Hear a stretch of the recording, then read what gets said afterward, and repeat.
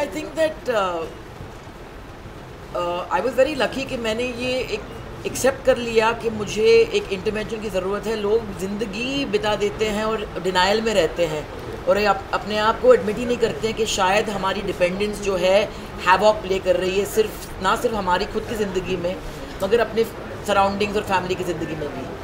And I think कि हम एक सोसाइटी में रहते हैं, एक हिंदुस्तानी एक आदत है कि बाहर जाके चीज़ ना बोले जो घर में होता है। दर्द जो है ये चीज़ को कारपेट के नीचे आप छुपा दे, सच ना बोले बाहर, झूठ बोलो दुनिया को, अपने आप को भी झूठ बोलो।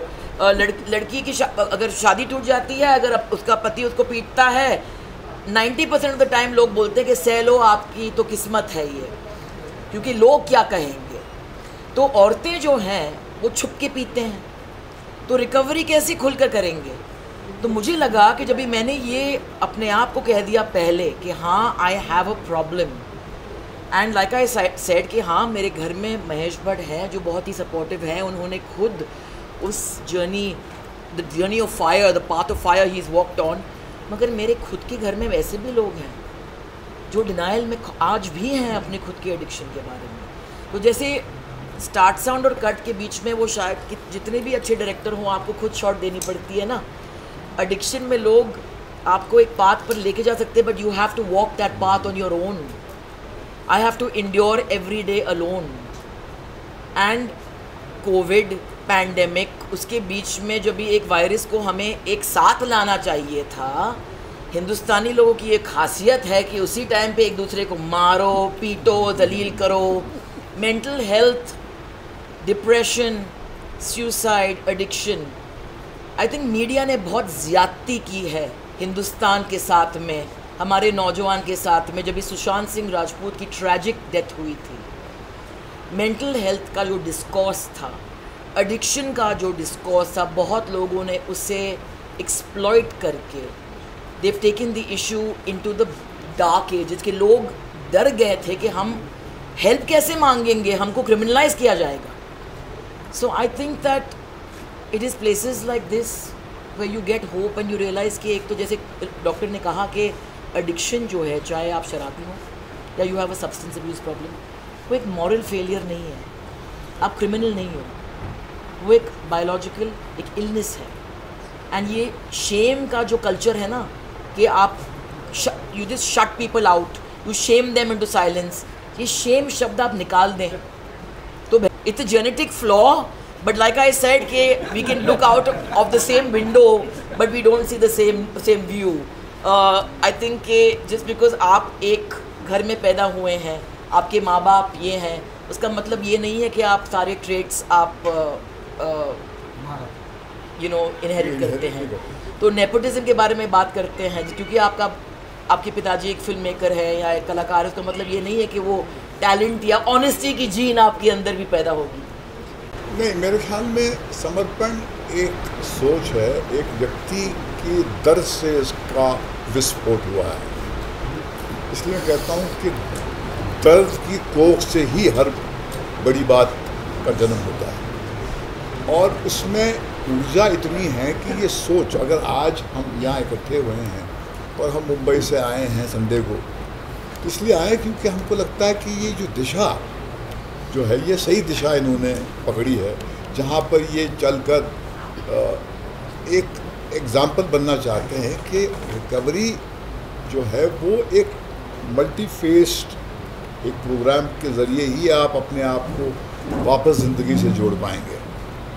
अब ये कहना कि क्योंकि ये एक तबके के लिए ही ये फैसिलिटी अवेलेबल है, ये सच्चाई तो है, मगर क्या वो वहीं तक सीमित हो रहेगी? मेरे ख्याल में नहीं। अगर इनका आप इतिहास उठा के देखें तो ये बात इनकी शुरू हुई यहाँ से, इनकी बात शुरू हुई यहाँ से, मगर ये अच्छी बात जो होती है वो फिर आग की तरह फैलती है। यही लोग हैं जो आगे चल के इसको बहुत ही रीजनेबल पैकेजेस में और लोगों के लिए भी अवेलेबल, ये पूरा जो स्ट्रक्चर इन्होंने पैदा किया है। मार्टिन साहब की मैंने जब तकरीर सुनी तो मैं तो चौंक गया कि ये आपके दिल में सिर्फ प्रेम से आप समाज की समस्या नहीं हल कर सकते, ज्ञान की आवश्यकता है। क्योंकि अगर आपका बच्चा बीमार होता है, बच्चे से प्यार तो बहुत करते हैं, मगर इलाज तो डॉक्टर ही करेगा ना, जिसके पास ज्ञान होता है। तो एक शिद्दत हमारे दिल में है, हमारे अंदर एक जज्बा है, मगर जब वो राहुल वाजपेयी हैं, मार्टिन साहब हैं, बाकी जो डॉक्टर साहब हैं, उनकी सपोर्ट से ये जब ये एक मूवमेंट आप यहाँ पर जन्म देंगे, तो ये इसकी नकल करने वाले लोग भी पैदा हो जाएंगे। हर अच्छे काम की मी टूइज़म शुरू हो जाती है, तो समाज को फ़ायदा ही होगा इससे। और मगर सबसे इम्पोर्टेंट बात यह है कि ये एक ज़हनी या मॉरल फेलियर नहीं है, ये जिस्मानी बीमारी है। और जिस तरह आप डायबिटीज़ को ट्रीट करते हैं, जिस तरह आप अस्थमा को ट्रीट करते हैं, उसी तरह से आपको एक एडिक्ट को देखना चाहिए। उसको अगर आप उस नज़र से देखेंगे और वो छुपाते हुए अपनी ज़िंदगी गुजारेगा, तो ये हार 21वीं सदी के दूसरे डेकेड में, जब दुनिया में, विश्व में अभी आप उस कगार पे आ गए हैं जहाँ पर एक न्यूक्लियर हॉलोकॉस्ट की संभावना है, तो एक पैंडेमिक का डिस्पेयर है, उसमें सब्सटेंस अब्यूज़ की तरफ आदमी झुकेगा। अहम बात पूजा ने कही है कि ये दृष्टि जो है, कहीं पर महिला के पर्सपेक्टिव से भी हमको ये पूरे इशू को देखना चाहिए, क्योंकि अक्सर हमको लगता है कि सारे प्रॉब्लम जो हैं ये सिर्फ मर्दों के हैं। तो ये हमारी बहुत ही जो गरीब लोगों की, जो अब जैसे हमारे कलोटे में आदिवासी विलेज है, वहाँ की औरतें शराब पीती हैं और वो एडिक्ट्स हैं, तो उनकी भी तो एक दास्तान है। तो ये जेंडर ये की परवाह नहीं करता, ऐसे कोविड होता है, मर्द को भी होता है, औरत को भी होता है।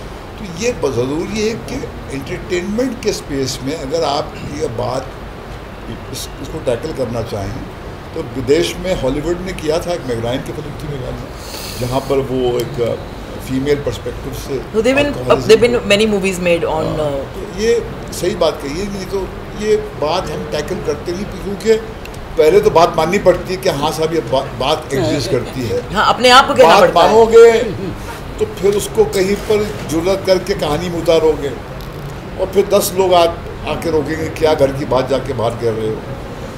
तो हमारी तो पूरी ज़िंदगी यही है कि तुम घर की अपनी बात जाके बाहर क्यों बोलते हैं। भैया हम अपनी बात नहीं बोलेंगे कि उसकी बात बोलेंगे। और here is the example. We are not simply talking and preaching. Here are the people who are proudly saying, yes, we were and what we are, and we are not ashamed of it. We want you also to follow us. So this is how it gives courage.